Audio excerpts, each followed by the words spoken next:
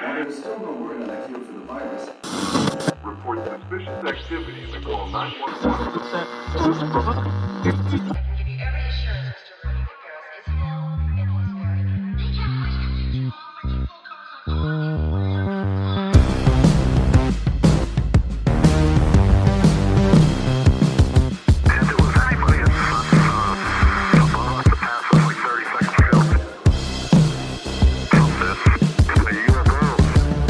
Howdy, folks. Welcome back to your favorite podcast, That Would Be Rad, the podcast that majors in 80s and 90s nostalgia, comic culture, all things paranormal, and minors in retro video games, tabletop RPGs, pre-internet mysteries, and raising our kids to be half as cool as we were back in the 80s.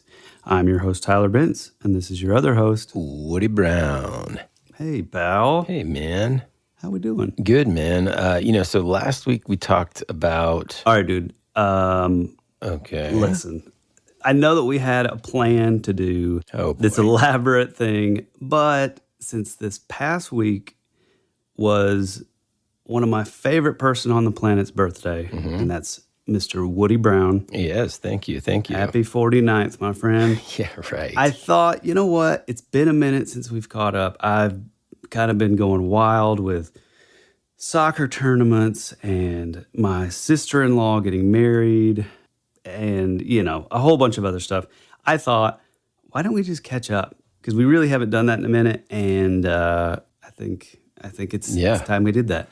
Yeah, man. Okay. Well, I mean, I was excited about talking about what I had planned, but I'm I'm getting used to it now of you just pivoting and going in a different direction. So I agree, man. So, what do you want to talk about? Well, you know, I think that I haven't seen it yet. I have read a little bit of it. Okay. But for our manga fans out there, why don't you get into your response to the new One Piece show adaptation? Live action? Okay, cool. Well, let me just kind of set the scene here. So obviously, I've talked about it on the show before. My kids have just been in love with One Piece since we started reading it, I guess right before the summer. So... And, you know, we've been reading it nonstop. I'm still not caught up to the last book that was released, which is... Wait a minute. You said that you guys just started before the summer? Yeah. And how many books has... Well, right now there's only 103 books. And I'm on book 96. But, you know, my oldest has been done for like weeks, man. I mean, he just would read like 3 or 4 a day, just nonstop. So, dude, that's crazy. Yeah, it's just some of the best stories ever, and I mean, I could just go on and on about it. But can you give like sort of like a rough synopsis of like what it's even about? I mean, yes, like sort of just very, very long story short kind of thing. It's about this main character named Luffy. And he's a kid who wants to be a pirate. Now, obviously, in the world, pirates are thought of as despicable robbers, looters, you know, bad guys.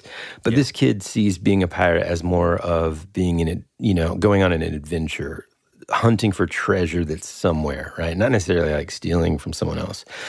Anyway, along the way, he kind of, comes across this sort of cast of characters that he ends up building his own crew out of these people who have these incredible backstories, and they just go on this mutual adventure together eventually. And, you know, in general, the entire series and the stories are all about friendship and family. And when I say family, I mean not even having to be blood related, but that feeling of being a family with your friends and everybody, you know, being adventurous and having goals and pursuing your dreams. And it's just fantastic, man. I don't know. It's one of those things where I feel like Ichiro Oda is maybe, if not but one of the greatest storytellers of all time. Yeah.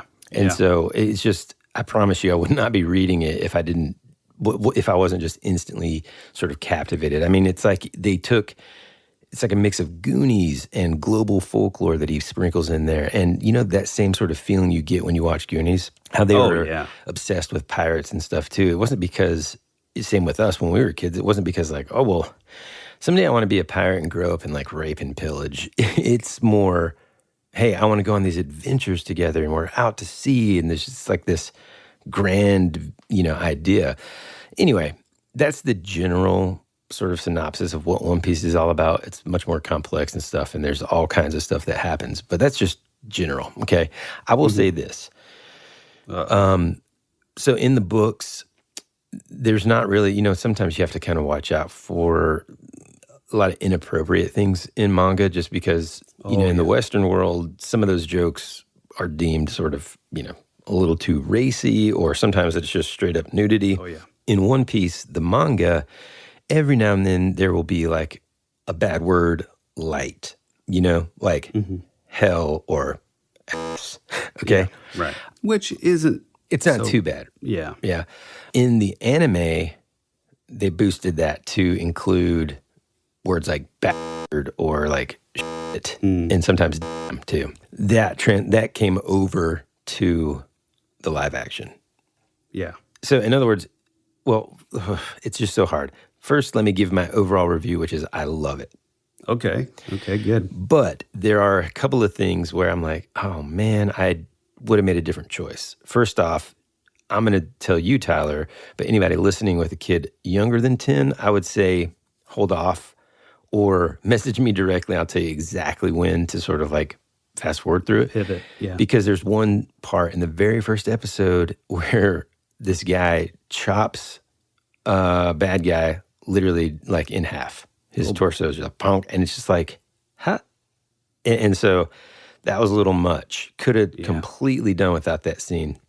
I say that, and there's adults that started reading this in the late 90s, because it came out in 97, the first book, that are old enough. Yeah. Been at it a long time. Yep.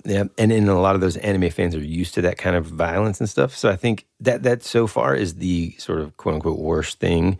But is the manga like, is it violent like that? There's some violent moments, but most of it is still kind of cartoony a little bit. And since it's black and white, right? It doesn't really. And even the anime, there's violent moments, but it's not like that necessarily. And still, since it's a cartoon, it kind of doesn't seem as intense. Yeah, right. So I think there's only 8 episodes. Each one's about an hour and some change, which is cool.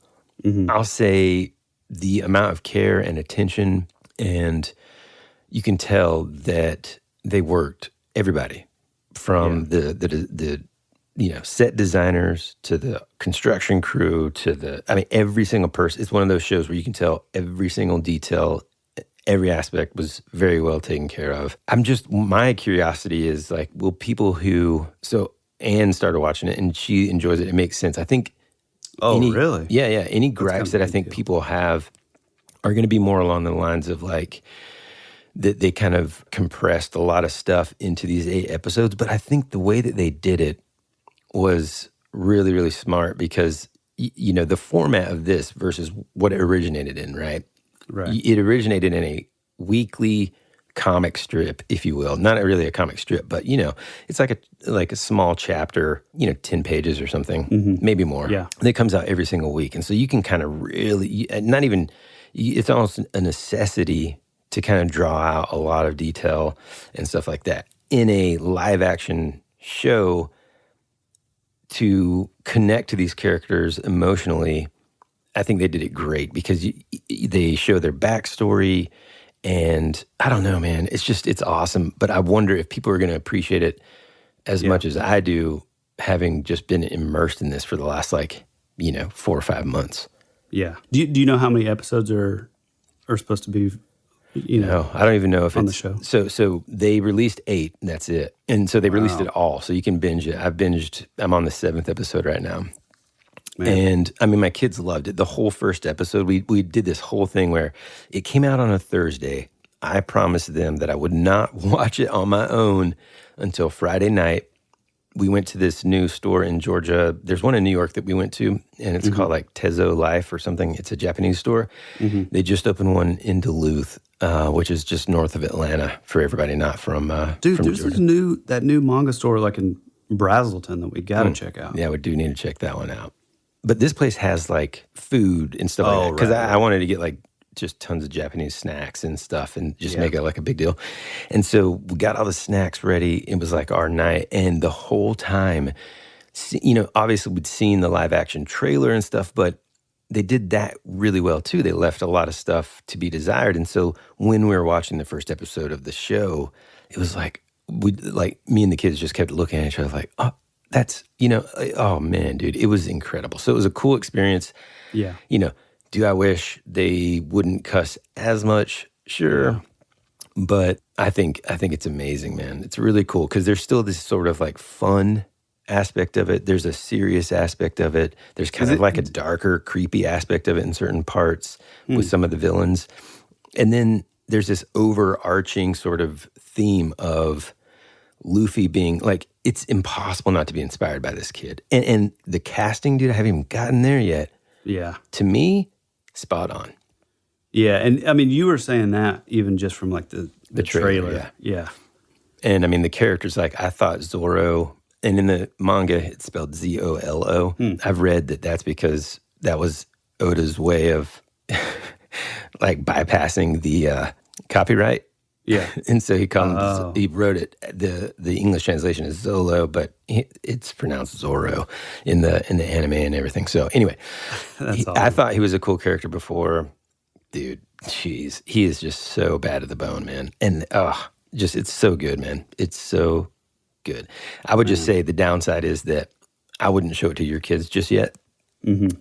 At least watch it first so you know when to like, I just wouldn't. I don't think so. Man, I mean, this is kind of a tangent, but speaking of pirates, I just ran across this thing the other day that's kind of fascinating. And I'm totally going to butcher it because I don't know. I haven't really like looked into it, but I happen to run across it like on Instagram or whatever. But it's this sort of fan theory that Peter Pan actually may be the villain of the story. Have you heard this? Oh, man. A long time ago, I remember somebody saying something like that. Yeah, dude. It kind of blew me away a little bit because it's like, we just sort of take for granted, like, oh, it's his merry group of like the Lost Boys and Captain Hook's the bad guy. Well, this theory kind of suggests that, like, I guess the reason, so he's basically like kidnapping like orphans in a way, and like he's like killing the kids when they start to go into like adulthood, like the Lost Boys. And so like that's why it's always just perceived that like everyone else never grows up. Whereas like Peter, he doesn't grow up, I guess, because he's, I don't know, magical or whatever. Right. But it's just that there's like this whole thing. And then like Captain Hook and the rest of the pirates and his crew, they're the ones who chose to grow up or whatever. So they're like always at odds with like Peter. And I don't know, it's this weird like sort of, it's like one of those things where suddenly you're like, God, I've never even thought of that. But yeah, I feel like there was something like this too with Zach Morris from Saved by the Bell. Oh, really? Yeah, and there was also one. Yeah, and there was also one about, of course, Johnny from Karate Kid, and how like Danielson was actually the bully. Oh, right. Mm-hmm. Well, they kind of do explore that on what's Cobra the show? Kai. Yeah, Cobra Kai. That's right. That's such a weird show for me because it's so entertaining, but at the same time, like. And this is a theme that's going to pop up a lot on this episode, so get used to it, folks. But it's this sort of concept of, like, who's the show being written for? Yeah. Like Cobra Kai, for example, is the perfect example of this because, okay, so we're doing a show that's kind of campy, kind of cheesy, but it's appealing to the people that grew up with the Karate Kid movies. Mm-hmm. And I think the brilliant part about it is it is showing it is showing like an alternative look at the story where, oh, wait a minute, Johnny was motivated by this, and now we're seeing this sort of down and out Johnny, and we're sort of picking up where, Daniel-san like won and went on to have a wonderful life. Mm-hmm. And they kind of switch roles. I mean, a little bit, yeah. That's honestly, especially that first season and, into the second season and stuff, I actually really liked it because of that, it's a really cool way to illustrate that, like, man, some of those like dynamics and stuff back in high school and as you're growing up and stuff are certainly far more complex than, hey, that person's a Soch, and that person's a Greek. Now, I just made it sound like I grew up in the 50s, but... Dude, Outsiders, that's my favorite. Yeah, I know. Oh, Cherry Valance. Oh, she was something. Oh, boy. Anyway, what was I saying? I got distracted by Diane Lane. Oh, yeah. I always forget that it was Diane Lane. I don't forget. Whew, boy. Man. Incredible. Yeah, no, the dynamics of like that high school. Yeah, they're more complex than just like you belong in this group, and everybody's kind of at different points in your life. You're gonna sort of evolve into different, I don't know, areas that you need to kind of like different challenges that you need to overcome. You know, and like Johnny came from like a well-to-do family, and then after his defeat, because he put so much importance in that too. He had nothing else, right? And so now he's sort of like trying to, that character arc of trying to discover who he is and why he's important. And then on the flip side, Daniel's son coming from nothing and basically building himself up, winning that tournament, becoming something, having, a good mentor in his life, and then riding that success, and then sort of just kind of falling into that trap of looking down on other people and that kind of thing. So, yeah. And you're right, though.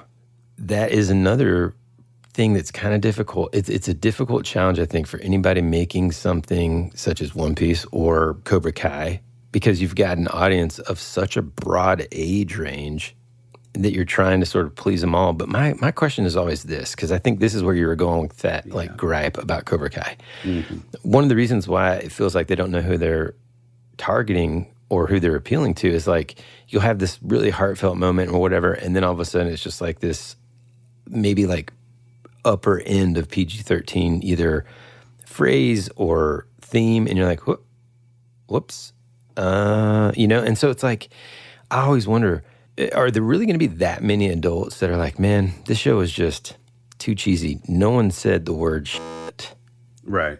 Like leaving that out. Is it really that big of a yes, deal? That's exactly what I mean. I mean, it again, like I like the show because it's sort of standing on the shoulder of like this franchise that was so beloved, especially as like a kid growing up in the 80s. My wife had never seen any of them early in our marriage, and it's the only time that I can think where I literally slammed on the brakes of the car I was driving when she told me that. Oh, man. Because, dude, I was obsessed with those movies. Yeah, dude. I mean, watched those movies so many times. But yeah, the show it's like on paper, it sounds like it would be perfect. And there is a lot of things about it that are really great. There's a lot of really cheesy acting, though. Yeah. And it is kind of in this like sort of like WB or CW style. Right. Which all that is like, okay, that works, even though I'm not a huge fan of like the CW kind of style. But everything I've said thus far like makes sense. It's like, okay, cool. This would be a great sort of a little bit on the campy side. But then if you think about the movies, like they had little bits of that, like him dressing up like with a shower curtain. Yeah. And like, which is so funny, but it kind of goes along with it. But then, like you said, it's like drop the F-bomb or like make weird sort of like sexual references and stuff. Right. And it's like, who's making these decisions? Like who is this for? Also, is there something else going on here? Like, are we just getting old? And because we have kids that are like younger, it kind of like is abrasive to us. But maybe if you don't have kids, or if you're those kids' age and older, you're just like, man, will those old guys just like chill out? Who cares if we say the word shit? It could be, yeah. I don't know. I mean, I just feel like there's smarter ways to do it. I'll give you a brilliant example of how to drop the F-bomb in a movie that is relatively for kids / adults, and that is at the very end. After these messages, we'll be right back. This Friday, your favorite emotions are back on the big screen in Disney and Pixar's Inside Out 2. It's time to greet your Team Riley. It's anger. Let me at him. Fear. Safety checklist is complete. Disgust. Ew. Sadness is in the house. Oh no. Hello, I'm anxiety. I'm one of Riley's new emotions. Disney and Pixar's Inside Out 2. There's a part 2? We're going! Rated PG. Parental guidance suggested. Only in theaters Friday. Get tickets now. Your brain needs support, and new Ollie Brainy Chews are a delightful way to take care of your cognitive health. Made with scientifically backed ingredients like Thai ginger, L-theanine, and caffeine, Brainy Chews support healthy brain function and help you find your focus, stay chill, or get energized. Be kind to your mind and get these nootropic chews at ollie.com. That's OLLY.com. These statements have not been evaluated by the Food and Drug Administration. This product is not intended to diagnose, treat, cure, or prevent any disease.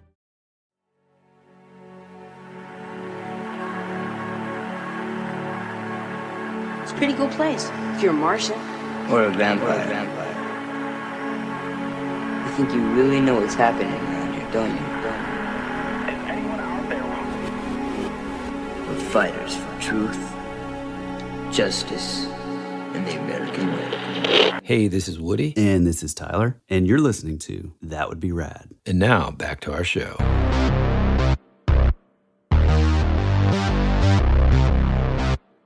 In fact, it's the last scene of Spider-Man Homecoming when Tom Holland is in his room. He's just Peter Parker. Playing Peter Parker. And he has just like overcome all this craziness. He's finally back at home. He kind of swings in his window and he's changing. I think he's still in the Spidey suit and he like takes off the mask or whatever.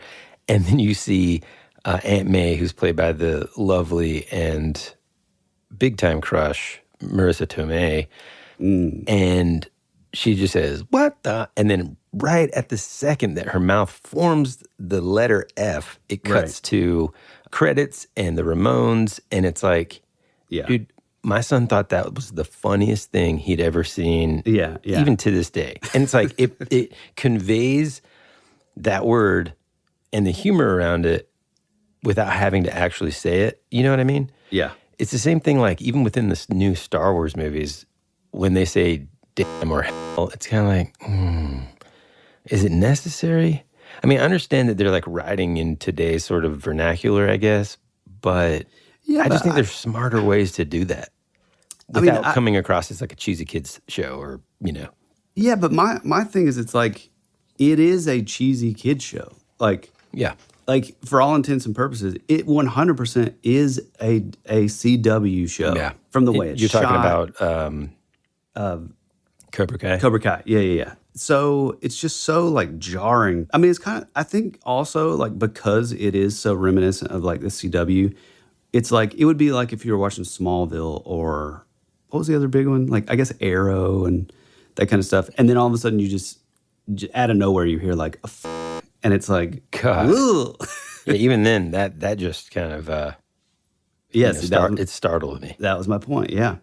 Yeah, I don't totally get it. I'm not pleased by it in the One Piece, but it doesn't seem so misplaced, really. You know, and the things that I read online, I haven't read a single sort of like anyone sort of just bombing it. I mean, everyone says like, it looks like the live action curse has been broken because that's what so many people in a lot of these forums and stuff have been saying, like all of the anime live action adaptations are just garbage because it's so hard to portray. And you know, even going into this, I was really nervous because there's, you know, one of the things about this universe is there are these things called, and I think I've mentioned this on the show, these things called like devil fruits, and whenever the person eats them, it gives them a certain power. Oh, right, yeah. Luffy, the main character, he's almost like made of rubber.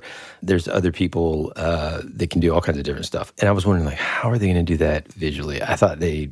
I mean, it's still again kind of cartoony, but for Luffy, but for other people that they show, it's way better than I thought they could do it, and it's just, man, it's just so cool. So my immediate recommendation to anyone is I don't know if that's the best introduction to the story, but it's a good one, and I'm certainly happy about it, and I hope they just continue to go because these kids, especially the cast, deserve to be this crew for a long, long time. Man, they did an outstanding job, and they're all pretty young too, right? Yeah, yeah. I think that's kind of, you know, that's kind of something that we're starting to see. Like, oh well, if we want a franchise to last a long time, like, Marvel's kind of doing it. DC, like, since James Gunn is kind of taking everybody. Which, by the way, have you seen the new photos of, like, the guy that's going to be the new Superman? No, They picked him? Yeah. I think he looks pretty good, man. Really? He kind of looks like just a younger Henry Cavill. Wow. Which, I'm still a little upset at that because I thought Henry Cavill was so good as Superman. Yeah, he was pretty good. You didn't like it, did you? No, man. He just way too many bicep curls. And have you ever? Well, I'm asking the listener at this point because I already know the answer to it. Has Tyler ever done too many bicep curls? Dude, I used to work it all the time. Yeah. Okay. It's been forever, but I know. Yeah. I know it has, pal. But you know that feeling you get, like, if you do a bunch, like, you know what the preacher bench is? Yeah. Hey, listener, he doesn't know. He's just saying. Yes, I do. I literally used to go to the gym every day when I lived. Doesn't know what it is. Making it up. Yes, I do. Okay. You get that good pump going. That's what you're trying to say. I got to get a pump in. Yeah. Anyway, like, whenever you do too many and you just can't even straighten out your arms all the way, they're just too sore. That's Henry Cavill, Superman. Yeah. All the time. It's like his arms won't just be by his side. They're just kind of like permanently shortened. It's like, yes, I don't know, man. It was just. I can see that. Yeah. But that said, I think he was a great Superman. Yeah. He was just a little too pumped up. I don't know how else to say it, man. I love him. He's a great guy. All right. So this is a terrific. Well, do you want to say anything else about Cowboy Bebop or whatever show you're? Come on, have a little respect. I'm kidding. Oh, no. I was going to say this. I never read the manga, but I ended up getting an Alita Battle Angel commission. Mm-hmm. It's probably a good habit for the people that commission me to do artwork, but it's also a bad habit because I waste way too much time. But so I try to, like, oh man, I need to, like, know the character and ended up watching the Battle Angel movie, or I guess it's just called Alita. Mm-hmm. Dude, I thought it was awesome. Is it a live action? Yeah. That's the one with Scarlett Johansson or whatever? No, that's Ghost in the Shell. Okay. No, I've never seen it. Alita's pretty awesome. I think your kids would dig it. She literally, she's kind of like a cyborg, so she looks like an anime brought into, like, the real world, which I think they did a great job. It looks great, and it's pretty cool. Man. Anyway, my pivot from that was going to be on to the next thing, which I still haven't seen the last, like, maybe 15 minutes, but a movie came out that we briefly talked about it, but then we were like, well, let's just hold it for the show. And that is the new movie, The Flash. Ah, yes, dude. What are your thoughts on this pup? Whew, man. Well, first, I got to say, just because of all the trauma and what's his name? Ezra Miller. Yeah, and all the stuff that was going on kind of weirds me out. Yeah. He really, he was like living on a ranch and like holding people captive. Just very strange stuff. But, and so my expectations of the movie were below zero. I wanted to see it just because, honestly, I wouldn't have seen it. I wouldn't make any kind of an effort to see it if he hadn't been in it. But that said, Ann and I watched it, and we came away with, like, man, that actually wasn't as bad as I thought. There were plenty of parts that I actually really, really liked. Mm-hmm. This is another example of, there's some certain things that, were a little bit on the older side of PG-13, but at the same time were so hilarious. Yeah. But I enjoyed it. It was fun. I'm glad I didn't pay money necessarily to see it. Obviously it streams. I do pay for it, but just not in the theater. Yeah, I agree. Yeah, I thought, and again, I still haven't seen, like, the last maybe 15 minutes, but I did think fan service wise, I think they hit a lot of things that you wanted to see. Right. Like coming from the trailer, seeing, Keaton again in the suit. And I think they did such a badass job with him.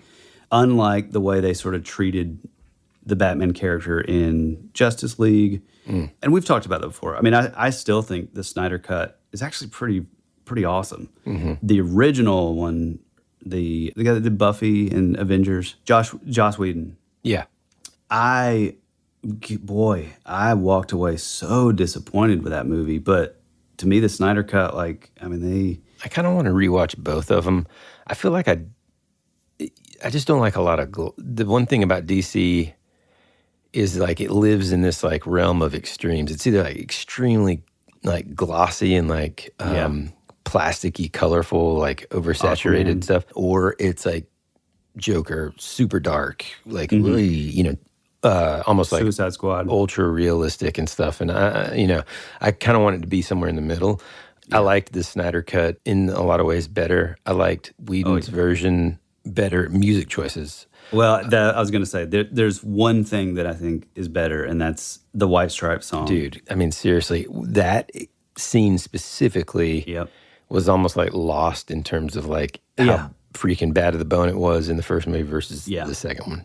Yeah, that was the one choice that was like, what are you doing? Yeah, didn't like it. If Joss Whedon did anything right, it was that scene. Yep. That scene alone made me want to watch Aquaman the movie. I've been disappointed when... Now, you want to talk about a movie I hate. Don't even get me started, man. Yeah, I agree, man. I mean... Like my heart's pumping out of my chest. It makes me... It infuriates me, that movie.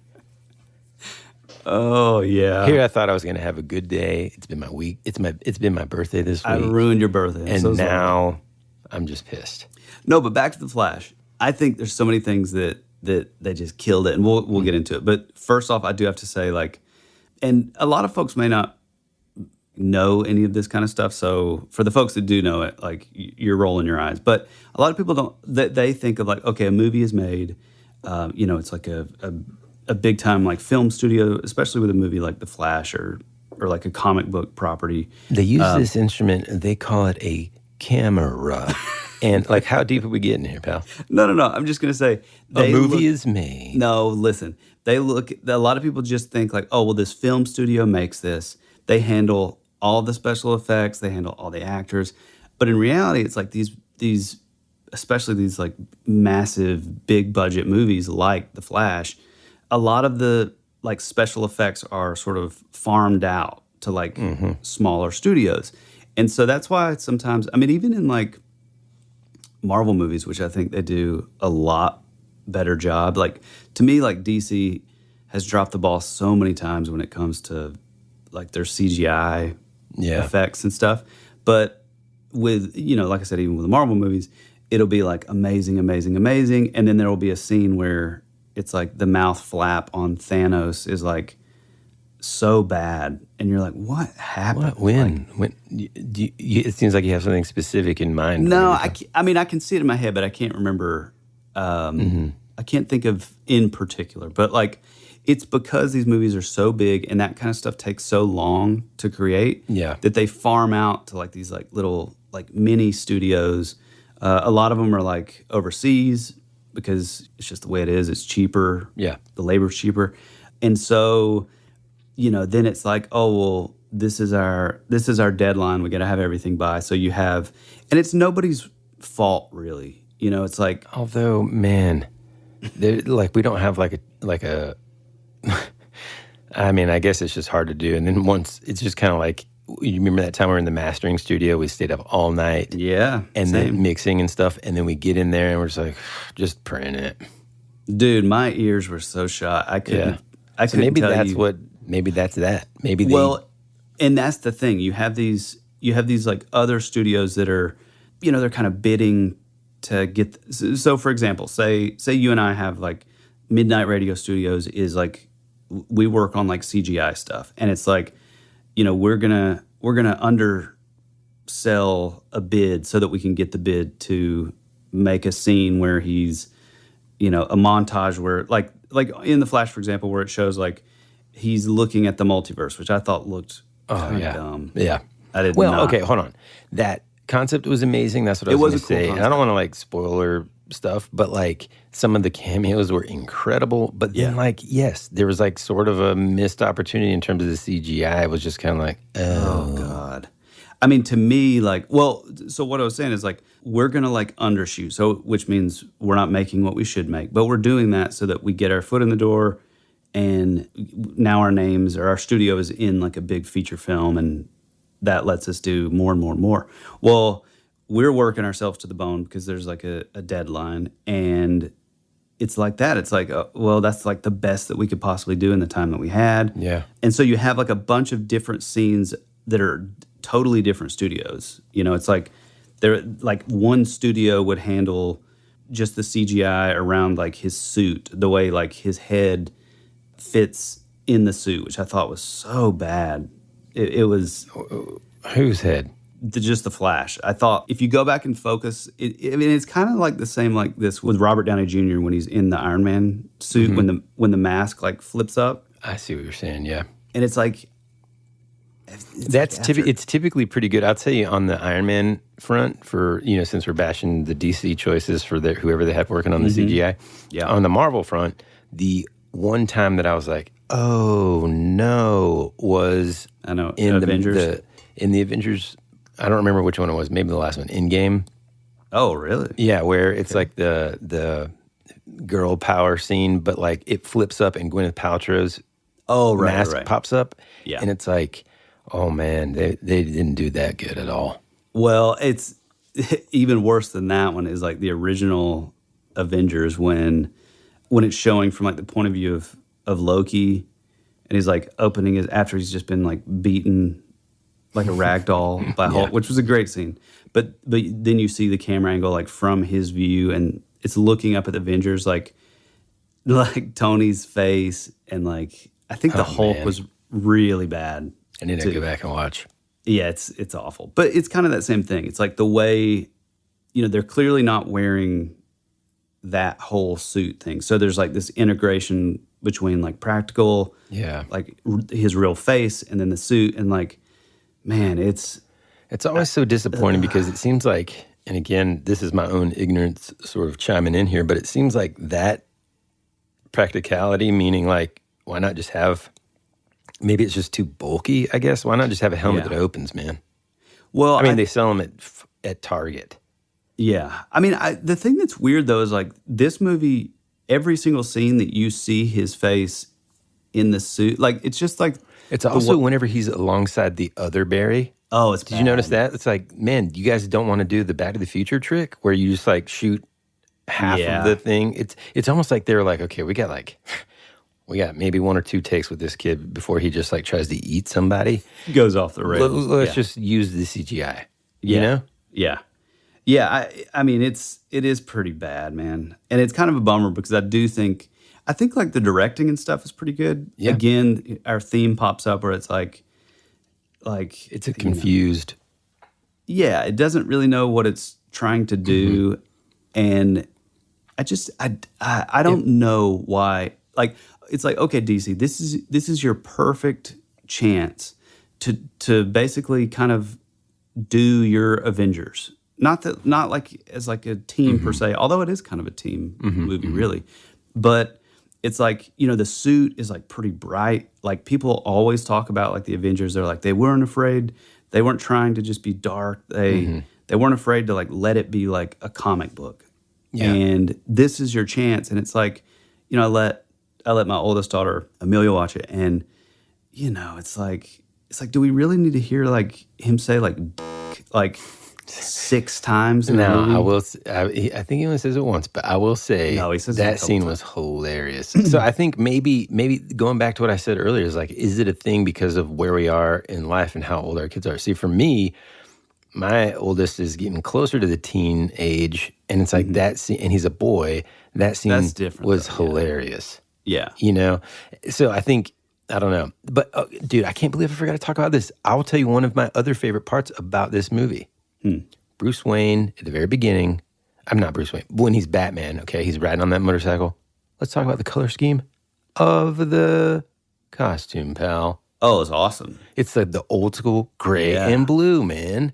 Yeah, it's straight up like Dark Knight Returns. Like that floored me, dude. Because you've never seen that in a movie ever. Although I do have a critique about that also. Go ahead. If you go back and watch, like there's some weird CGI mouth stuff. Oh, really? With that too. Yeah, it's almost like, which I was wondering if was done on purpose because it is kind of supposed to be like an alternate reality. So, so you know, and it's like, okay, you have the Dark Knight Rises motorcycle, you know, but he's wearing like a different suit, which I did not like the suit when it shows the full suit. What are you talking about? Like you're talking about the blue and gray? Yeah, I mean the colors are great, but like when you see him like standing up talking to Wonder Woman, he has like this weird. Go back and watch it. It's okay. It's bizarre, but I'm wondering if they were if that was all sort of purposeful. It's like, oh, this is like an alternate reality. Things are a little bit different. He's sort of a mix between Christian Bale. Yeah, like Batfleck and Christian Bale, and so like the voice was a little weird at times, but then it didn't make sense because then you have Gal Gadot as Wonder Woman. She's regular. Alfred's the same. Yeah, I think that part is supposed to be the same universe. Oh, as you know, the original Barry, or like, you know, the Justice League one. Oh, well then it's just bad then. Yeah, go back and watch like just his mouth and like the speech of Ben Affleck. We'll return after these messages.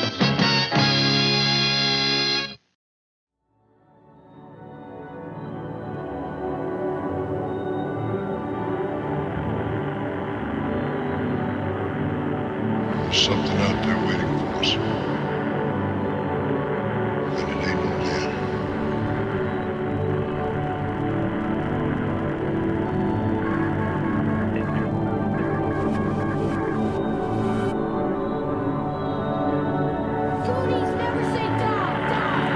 Hey, this is Bryce Johnson from the Bigfoot Collectors Club, and you're listening to Tyler and Woody on That Would Be Rad, because that is rad.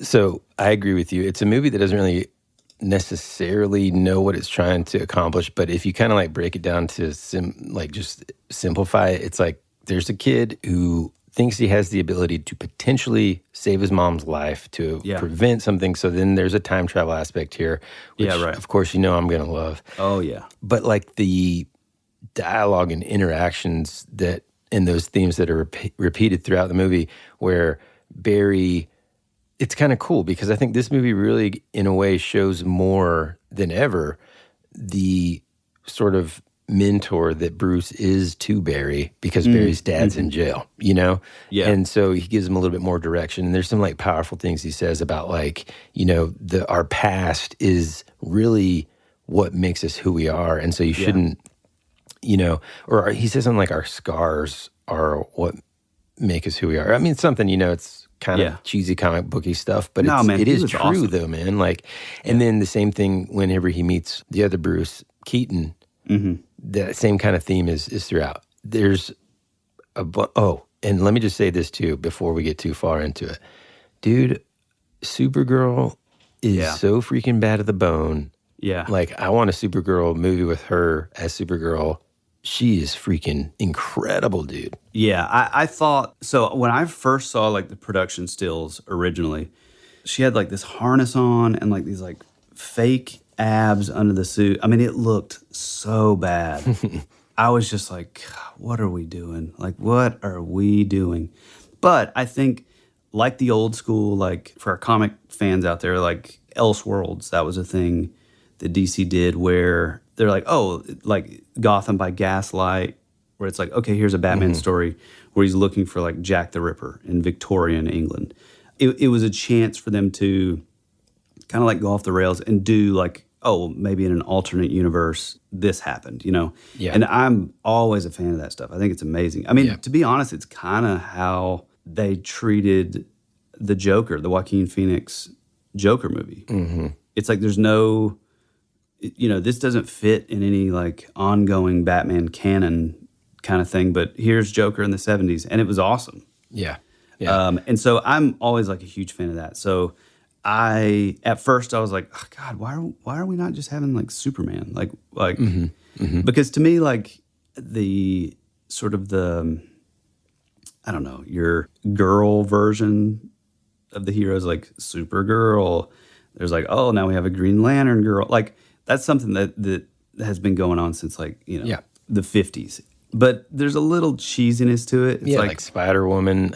They're always just like not as cool. Yeah, they're not as cool. Like And they were created, I mean, let's be straight. They were created just to be like, hey, this is such a popular character. Let's do a girl version so girls will be into it, which never really worked. But no, I totally agree, dude. I was like blown away. And then also, and I don't know if you picked up on this. Did you ever play like the original, I think it was Zelda. Zelda, yeah. I think it was Super NES. Maybe not. Like the original like Superman game. I mean, probably, dude, but I don't remember it. It was kind of like a side scroller kind of thing. Yeah, I don't know. And you're walking around just like fighting everybody. But there's a move that he would do in that where he like holds his hands up like in boxing position and then he like slams him to the ground and it like propels him forward. And she does that like constantly. Yeah. And I wonder if that was like a purposeful move. I mean, it had to be. Yeah, dude, that's really cool. Yeah. But she looked great. I thought her acting was incredible, dude. Whenever they discover why she's there and Kal-El isn't, and she's just like yelling. Dude, I have this like I love it when someone can just be so sort of primal and yelling like what did you do? Yeah, like that. I agree. Oh, it's so cool, dude. And then, that you see this scene in the trailer where she flies straight through a Scud missile or whatever. Oh, yeah, it was awesome. Oh, man, she's just so cool. What, dude, like, imagine just being like a young kid, her age. I'm pretty sure this is like one of the first things that she's done, and she just lands this incredible role, and she does it well. I think that's really cool. Yeah, I mean, I wonder if, because James Gunn, I guess, came in when this movie was pretty much already filmed. So I know he's kind of gutting all of like the universe to start over with like a younger cast, which I think is smart. And it does, have some like foresight involved. But I wonder if he's going to hang on to her, because she is like young and. Yeah. I don't know. I hope so. I mean, that's the toughest part of his job right now, and talk about scrutiny that he's going to be under. Boy. Yeah. Apparently, and I haven't seen much about it, but apparently I guess people are calling for him to be fired because he had all these like tweets. Yeah, they did that back in Guardians of the Galaxy days though. Yeah, but he's like just apparently there's like tweet after tweet after tweet where he's just trashing like Batman. And so all of you are like, what is he saying? I don't know. I didn't look into it a ton. I read like a brief little thing about it, but I thought that was a little bit. But I mean, what better job would you want to have? In my opinion, like that's all the reason for him to potentially work on this for now. It's like maybe he creates a better one. I mean, if there's something you don't like about a character, dive into its world and make it what you want, and if it sucks, then, the market will say so. I think he was bashing like the original like comic version, just as a whole. You mean like so the your early super days? fans are like, F you. Yeah. But yeah, I don't know. I don't know what they're gonna do. DC. Well, I never thought I would say this, but I think Marvel's in equally bad shape where it's like I don't know. I mean, I think you and I disagree on this, but I think Quantumania, I was pleasantly surprised with it. I guess I got to keep going. I couldn't even get through it, man. I was just like, God. I thought like visually it wasn't great. See, I thought it was pretty good. The acting was kind of like, oh, now his daughter. Yeah, see, there's that same kind of. His daughter, I don't know. She's not a great actress. No. But yeah, no, I thought The Flash was pretty, like, it had some really funny moments. So the thing that's weird is like, I've been like a pretty big fan of Ezra Miller, like his acting for a while. Like I just think he's a quirky, like weird. Well, I thought he was a quirky kind of weird dude, but like turns out he's like real weird. Yeah. But I do agree with you on this movie. Like there are some like little things where you're like, this guy's like, there's some like bizarre like choices, like in just the way he like chooses to like do certain things within the role. Yeah. I don't know. It's odd. I was confused. Now he has like a Latina mom. That was very confusing because he doesn't really look Hispanic. Yeah, and I mean usually Alan isn't a. Well, I mean, that the comes mom. from his dad. But you know what I mean. We're just trying to teach Tyler how names work today. Speaking of Latin, although I thought she was hot for like an older she did lady. great. But speaking of Latin, a movie that I could care less about seeing, and it's kind of sad because I kind of like the character, is that new Blue Beetle movie. I actually, dude, but that kid's from Cobra Kai, man. I know, but his acting is not always the best. Yeah, but I mean, I don't know. It looks kind of cool. I'm just, the thing is, too, I just feel like, I don't know. It's kind of hard, man. Both Marvel and DC have a kind of tough situation because they've done really well with big name characters. Yeah.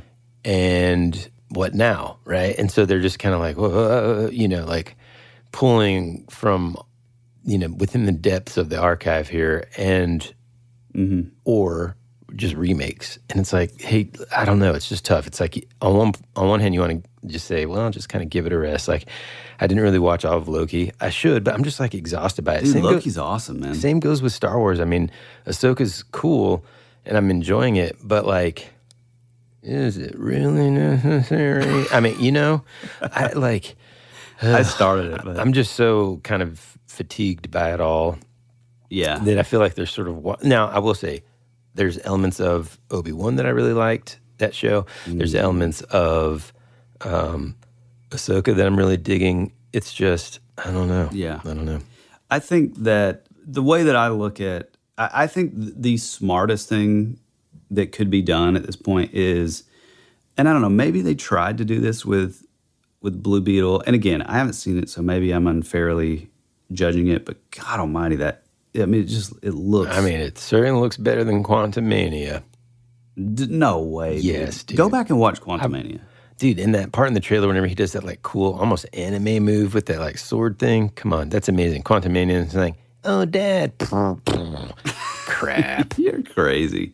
But no, I think the key is basically doing what James Gunn did with Guardians of the Galaxy. Yeah. I mean, that was a property that nobody asked for that movie to be made. Right. But I think if any team that it would have even been, it would have been just as good, I think. Like, you know what I mean? It was kind of down to like the casting, the directing. So any like sort of franchise isn't the right word, but like any sort of character like team that you would have used, all the TLC and like the love that they put into that movie, the original one especially, I think it would have been just as good. So to me, like, I just don't know why we're not taking big swings like that. And I mean, it's like it's very stylized. It has its own like thing, that like very like 70s, early 80s thing, Yeah. It's just like, I don't know. It's weird to me, and it's such a missed opportunity that like DC isn't doing like more of that. Yeah. I don't, it's tough too because Guardians of the Galaxy, man, I don't know. It's hard to say. I was going to say it's probably my favorite franchise in that whole universe. Yeah. But like, and it's would a it team do as well if it wasn't sort of intermixed with the other movies, including some of the other characters too? Oh, yeah, dude. Yeah. Because, I mean, to me, like, they kind of they can stand alone pretty well. Yeah, and honestly, I kind of, anytime you see them with other characters, like, it's cool, but it's sort of like, yeah, but I'm okay with like I kind of just want another Guardians movie, Yeah, I feel like that trilogy might be up there with, in my opinion, one of the most perfect trilogies ever. Yeah. Yeah, I think it's weird to think of it as a trilogy just because there's so many, like, you see them in cameos like and stuff. Thor, yeah, like different cameos and stuff. But yeah, I think it's so good, man. A couple other movies coming out, or shows rather, that new like Wheel of Time season. Oh, yeah, it came out, right? Season 2? I think so. I haven't seen it yet. Me neither. I feel like I need to go that. back and rewatch season 1 again just to kind of get into it. Yeah, same here. Yeah, I loved it. You know, I never watched the second Shadow and Bone either. Dude, I didn't either. And that was another one that I really liked. I still think you need to give that new like Superman animated series a try. I tried looking for it, man. I don't know. It's on Max. It's just My Adventures with Superman. My Adventures, okay.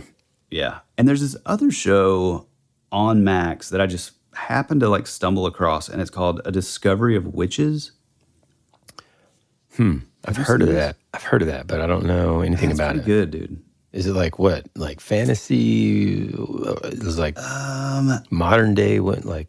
I mean, I don't want to give it away, but yeah, it's sort of like modern day sort of alternate reality where, and I mean, they talk about like witches, but in my opinion, they're not really like witches. They're almost like mutants. It's not like anybody can just like become a witch. It's like you're kind of born with whatever. So it's just sort of a placeholder title, I think, in my opinion. Okay. But then like you have like demons and like vampires and they're all like sort of intermixed in this like world. I mean, it sounds cheesy when I say it, but it's done really well and really like subtle. There's hints of like Twilight, which sounds awful because I do not like Twilight at all. But I feel like they do it right. Like you should just watch the first episode. It's pretty cool. Is it like it sounds so it's kind of teeny bopperish? No, not at all.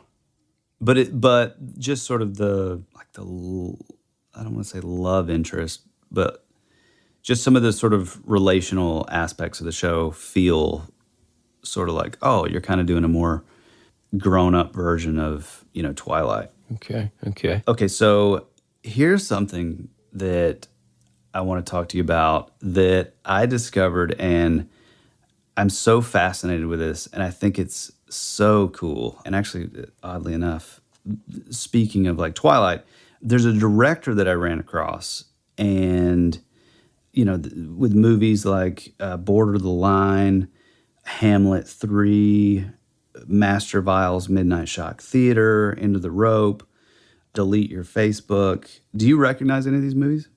Well, the reason I'm asking is because it's by this director named Alan Smithee. Does that name sound familiar to you? No. So I discovered this little fact where basically this title, Alan Smithee, is actually a pseudonym, and it's used by film directors and has been since back in 1968, where basically if you're a director, right, and say you make a movie, and this is a perfect like movie episode, really. But if say you make a movie and the studio just can't keep its hands out of it, and like all of your decisions that you had, your big vision that you had, it just keeps getting like compromised and watered down.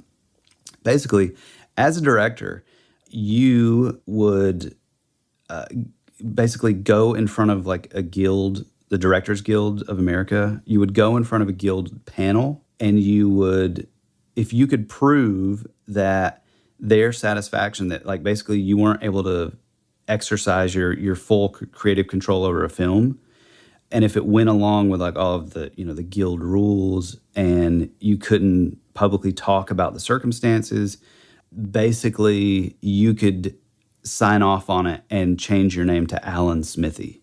Wow. So like basically there is a catalog of movies under Alan Smithee's name. Yeah. And they're just like director cut versions of them, kind of?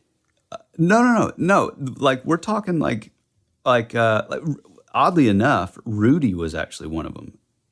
Wait, and I would, what? Yeah, I would say that Rudy was like such a great movie. The Twilight Zone movie was one of them. There's a few that were like actually good movies that just sort of had different circumstances. Like I think the Twilight movie, there was well, hold on, because like I'm just looking this up here. There's one that's coming out that Alan Smithy's doing called Anatar. And let me give you the synopsis, folks. After causing the collapse of their own planet, the Anatar people of humanoid aliens who evolved from ducks are searching for a new celestial body to call a nest. During their wanderings in space, they land on Pandoro, a place where living beings and nature have found their strange balance. Love, war, spaceships, and space ducks are the ingredients of this grotesque modern fairy tale about accepting what is different from us. And the cover it's basically just like blue ducks. Of course. And papyrus font. It just, it reminds me of that Adam Sandler line when he's like, well, I drew the duck blue. I mean... Yeah, so basically the pseudonym was created in 1968 for a film called Death of a Gunfighter. And during its filming, the lead actor, Richard Widmark, was unhappy with the director, Robert Totten, and arranged to have him replaced by Don Siegel, which is kind of interesting that, I don't know, I think just because the scale was so much smaller, that it could be like, oh, this actor doesn't like the director. Get him out of here. Get old Alan Smithy. Bring another guy in. So Don Siegel, later estimated that he had spent 9 to 10 days filming, while Totten had spent 25 days. Each had roughly an equal amount of footage in Siegel's final edit, but Siegel made clear that Widmark had effectively been in charge the entire time. When the film was finished, Siegel did not want to take credit for it, and Totten refused to take credit for it because he felt it was so compromised. And then there was like a hearing with the DGA panel, the Directors Guild panel, and the dispute agreed that the film did not represent either director's creative vision. The original proposal was to credit the fictional Al Smith, but the name was deemed too common and was already in use within the film industry. The last name was changed to Smythe, then Smithy, which was thought to be distinctive enough to avoid confusion with similar names, but without drawing attention to itself. Critics would praise the film and its new director, the New York Times commenting that the film was sharply directed by Alan Smithy, who has an adroit facility to detail. And Roger Ebert would comment saying the director Alan Smithy, a name I'm not familiar with, allows his story to unfold naturally. So I just thought that was so cool. It's weird because as you're kind of scrolling through the list of like the filmography for Alan Smithy, you see a strange mix of like things like one called Beach Cops in 2008, and then there's like Heroes in Chains Volume 2, Hamlet 3 because the first two weren't good enough. Jeez, man, but I'm not seeing Rudy, pal. No, it's in there. There's a list. You'll find it. There's a list that's like Alan Smithy movies that were actually good. Alan Smithy movies that were actually good. There's actually, and I wanted to find it before the episode, but I couldn't resist. I had to bring it up. But there's actually like a documentary called an Alan Smithy film, Burn, Hollywood Burn. Oh, man. So, imagine what's funny is like scrolling through, there's a lot more sort of television episodes. So imagine being like the director or whatever it is, and, it's the Cosby Show or whatever, and you're like watching, and you're like, wait a minute now. I don't remember this episode, and it's totally different, and it's hilariously bad.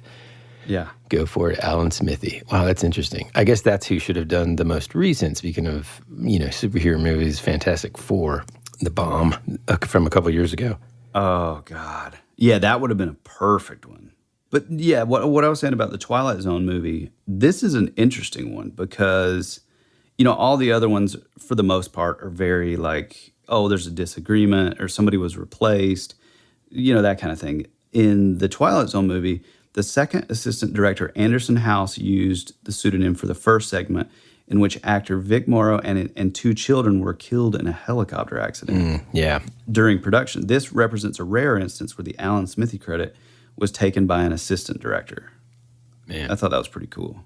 But yeah, some of these movies are like recognize. A lot of them I don't. Well, like the Blood-Sucking Pharaohs in Pittsburgh. Never heard of it. Now, speaking of obscure movies like that. Oh, The Birds Part 2. Oh, cool, man. They came back. Yep. Maniac Cop 3, Badge of Silence. Okay.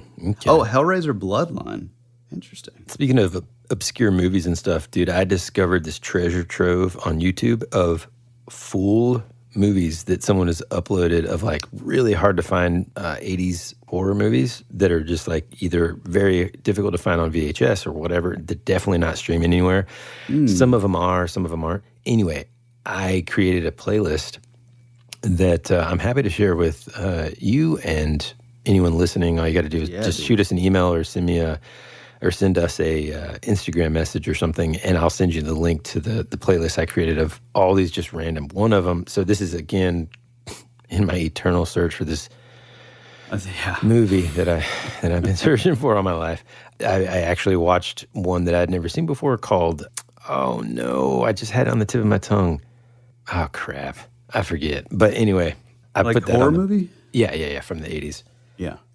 Hold on, let me see if I can figure that out while we're talking. But anyway, I'll share the playlist because it's got some really, really good stuff that, you can't really find very often. Like if there's one called, well, obviously I put Sleepaway Camp on there because, gotta have it.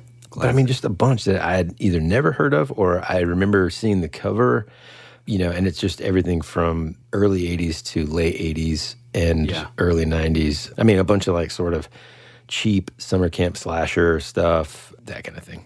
I feel like, I don't know, you may not agree with me on this, but I feel like there was a period where you had like the 80s was just full on kind of embracing like the campiness and horror, and it was, for the most part, all practical effects. I feel like that there's like a little, and I mean, there's some great movies within this like era, but like early 90s, there was like a little bit of like a changeover. And to me, that's like my least favorite time, especially with like horror movies. Yeah. Because it just gets like, it's still over the top, but it's not doing like the campy thing. It's like there's nothing practical. It's very like early CGI. And it's such a, I don't know, such a kind of down era for movies, especially in horror. So the movie, real quick, that I watched just in case, and it was pretty close in some areas, is a movie called Doom Asylum, which came out in 1987.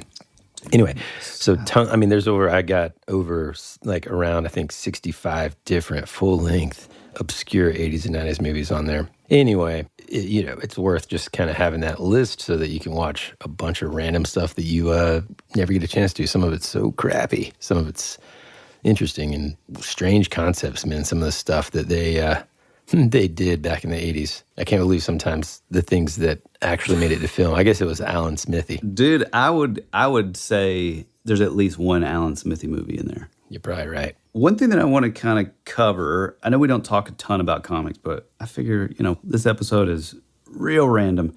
And that is this new series is coming out. I think it's next week. It'll be coming out, but it's... We will return after these messages.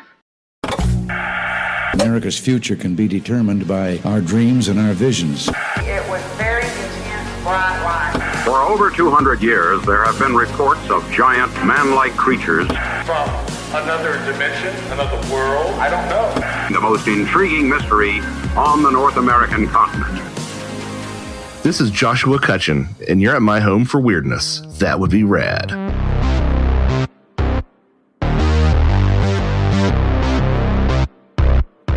My pal and somewhat mentor and just huge inspiration in my own work, and that is Brazil's own Rafael Grampa. Yes, dude, I can't wait. Dude, he's coming out with this new book called Batman Gargoyle of Gotham. And I'm just going to read this sort of like little thing about it. Well, I'll kind of paraphrase, but basically he came out and with this book called Mesmo Delivery, and it was put out by Dark Horse Comics. This was like, I don't know, years ago, 2008 or 9 or something like that. And it's so bizarre, so weird, but just his like take on like cartooning and like creating comics was just such a like totally unique in his vision of like how comics were made. He would go on to, he made this book called Berserker, which was a book that, basically it was Keanu Reeves. Keanu was like behind the book, and Raphael did all the covers, and it made it like the biggest selling book of all last year just because of his variant covers. He, has done a ton of covers like Wonder Woman, Action Comics. He did a book with Frank Miller called The Dark Knight Returns, The Golden Child, which it may not be like my favorite of his. He's just like, he's such a brilliant like inker with like a brush. A lot of like the tick marks that I do are like totally inspired by his work, but it's basically, this is his chance to like kind of throw his hat in the ring for him to do what Frank Miller did back in 1986 and come out with like his very own sort of Dark Knight Returns, completely new sort of vision for like a new Batman. Mm-hmm. And I guess it's coming out, let's see here. It's going to be coming out in time for Batman Day, which is Saturday, September 16th. It says it brings his twisted vision of both the Dark Knight and the city of Gotham to life in a tale that reaches its icy black tendrils into the deepest and darkest corners of human nature to leave you gasping for breath and begging for more. One of the things about this book is that, and it's kind of interesting because like him and I sort of talked about this before. I'm not going to give anything away, but he had told me this idea that he had for the book years ago. And I was just sort of like, Jesus, man, I didn't really say this to him, but it was like, wow, that's a big sort of swing, Mm-hmm.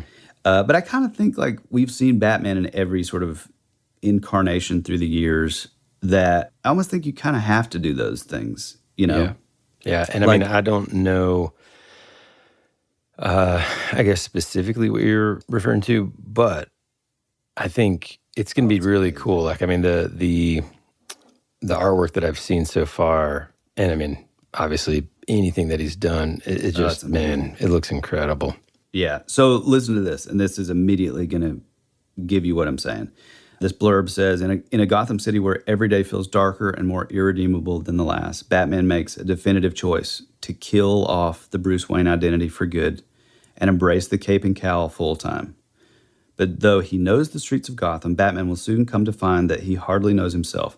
A serial killer is on the loose, and while the murder victims seem random at first, every clue draws Batman closer to the terrifying truth that they are all connected, not just to each other, but to him as well. There's like a completely new rogues gallery, all new bad guys, no Joker, none of those guys. They're all new. Man, see, that's exciting to me because, like we were saying earlier, there's almost this fatigue with the same old stories, the same old characters, rehashing of them. I mean, I'm not really looking forward to if they do another movie with Pattinson or whatever. Paddington? Oh, no, they are. Dude, actually, I'm glad you brought this up. I just saw a thing yesterday that was talking about, I guess he was asked about, there's sort of I don't know if it's like a sort of in the rumor mill going around that like there could be possibly like a Robin in that Batman universe. And he said, the only way that I'm cool with that is if we get a kid that's like 12 or 13 years old, which I think would be so exciting. Because no, that stuff's cool. I'm just saying, like the Joker design. Oh yeah. As far as that goes, yeah. No, I'm talking about like just. I mean, you can go back and listen to our Batman episode, but Woody and I both were we just raved about it because we both thought it was fantastic. The Battinson, Batman.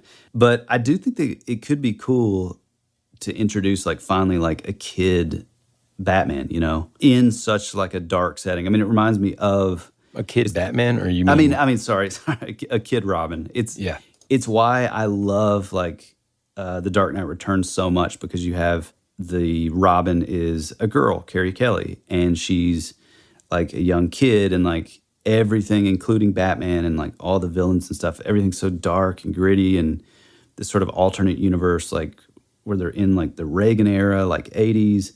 Sort of Cold War, but then you have Carrie Kelly, and her suit's like sort of bright, and it's like she was sort of plucked out of like the 66 Batman with like Burt Ward, Robin, so it was a cool like contrast, and I can only imagine like how that would look in that sort of world that they've created for like the Batman. Yeah, true. I think that could be cool. But yeah, get out there and get this book, Batman Gargoyle of Gotham. It's going to be a huge book. I mean, they released it at San Diego Comic-Con this past year, or this past in the last couple of months. And it was just, kind of gangbusters. There's like a ton of alternate covers with like Jim Lee, Frank Miller, one of my favorites, Paul Pope. Like, it's going to be a massive book. Oh, and one of the cool things too is that one of the things about Rafael is, like I said, he's an absolutely brilliant inker. Everything's like with a brush.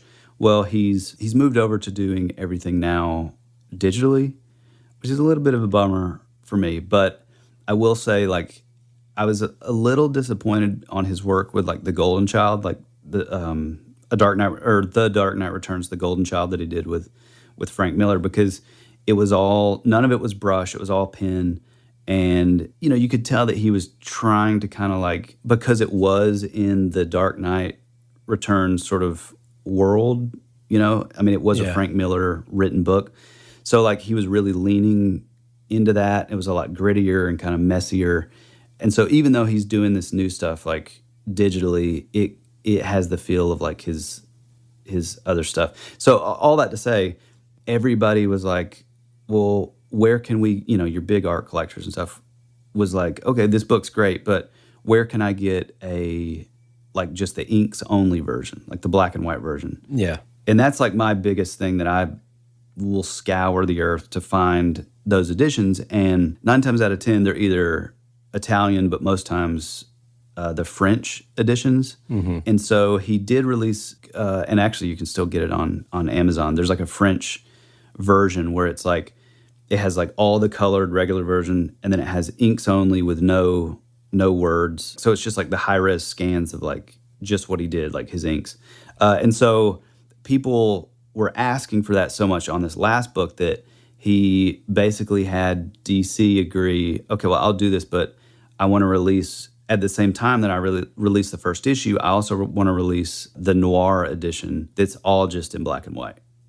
Man, so that'd be killer. Yeah, it's going to be awesome. And it's funny because I never thought that I would be even close to being excited about anything black and white until getting into manga. Oh, dude. I still, if I could choose one thing to make in like black and white large format, would be Paul Pope's sort of big swing Batman Year 100. It's so amazing. And just the work in there is just incredible. That's another, like I said, like another big swing. It's so like, I don't know, admirable to these guys that take, like you said, these characters like Batman, that it's like, oh, well, we've seen and we've heard everything. We know everything about the character. Like, what possibly could you do? Well, then, Paul Pope did this thing, I guess early 2000s. I always want to say 90s, but I don't think it was in the 90s, where he did like a full run, and it's like set in like a Blade Runner type future where like the police are like almost like teams. And so they're all into these different teams are kind of like going after like criminals, and sort of he's always like on the hunt. It's a futuristic Batman, and he's like this Latino dude. But then it shows like, and I don't want to spoil it for you folks that haven't read Batman Year 100, because it is like absolutely amazing. But, you see it does show like, oh, the Batman is like a mantle. And I think that's like the big sort of, takeaway on this book that was really cool. That's super awesome, man. Yeah, dude. Well, cool, man. I think we have enough randomness for one episode. Again, happy birthday, Woody. Thanks, man. You're my closest friend on the planet. And on the one hand, it is a little sad because, you being 49, you don't have a ton of time left. But I just want you to know that I appreciate you and we appreciate you here on the show. And I appreciate that, man. So happy birthday. Thank you. If you want to find us, head on over to Instagram, drop us some comments, shoot us a DM. If you want to tell us, an urban legend in your town, or like what comics you're into at the moment, or what obscure 80s horror movies that maybe we've missed, or that maybe did not make Woody's list. You can shoot us a DM, shoot us a comment. If you want to tell us a longer story and are more comfortable with like email, head on over to thatwouldberadpod@gmail.com. Or even better than all that, you can head over to thatwouldberadpodcast.com, where you can leave a voice memo and maybe get featured on the show. We are coming on the October Spooktacular that we do every year, which is our favorite time of the year. And we really would love to get your own like sort of spooky story or personal encounter or weird, like fringy paranormal kind of thing that you've experienced in your own life. We'd love to hear about it, and we'll throw in some spooky music and sound design and make it awesome. But, we have a lot of these, but we sort of have a sort of themes that we're wanting to kind of match up. And so, if you've been waiting to send in your story, well, now's the time. And we'd love to hear from you. Get over and give us a 5-star review on however you're listening to our podcast on. It really makes a big difference. Tell a single friend, tell that weird friend at work that, may belong to like a Bigfoot researching club on the weekends. Like that guy's going to probably love the show. Or maybe absolutely. But usually those are the folks that gravitate towards the show. And the more the merrier. It makes this family bigger and better, and it allows us to do, bigger and better things. Head on over to our Patreon, The Rabbit Trail, more of what you love. And buy us coffee, buy some merch. You got anything else, Woody? I think you pretty well covered it. Well, okay, one thing I was just thinking of, sometimes it doesn't actually have to be something that you've experienced. We also get a fair amount of, hey, have you guys ever heard of this? Or, I really want you guys to cover this because I love what you do with the sound design and everything, and I want that story in this format. So if you can think of anything like that in the same communication methods that Tyler mentioned earlier, do that. Shoot us a message. The reality and consequence, just, being upfront about, like, if it takes us a little bit to get back to you, we are, the good news is we're getting a lot more new listeners, and so as such, we get a lot of messages, and we try to get to them as soon as possible, typically on the day of, but if we don't, just forgive us, and I promise you, we'll get back to you sometimes. I've even been known to send a video on my early morning walks if I'm so inclined. So, and if you're lucky, you get to see Woody wearing his headlamp. No, I haven't sent any of those yet. But yes, I do wear a headlamp. Sending like infrared videos because it's just the lamp just like blazing into the camera lens, and they're like, this could be anyone. Nice. Anyway, even better. All right, cool. Well, we'll see you next week. We love you. We appreciate you. And as always, be rad. That's the way it goes.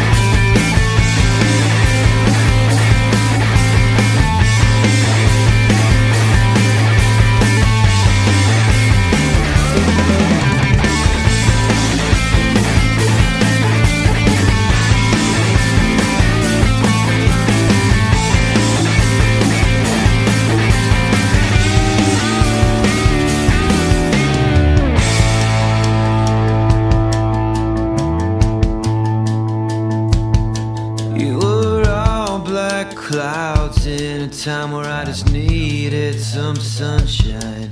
You were already dead before you became a ghost. You always said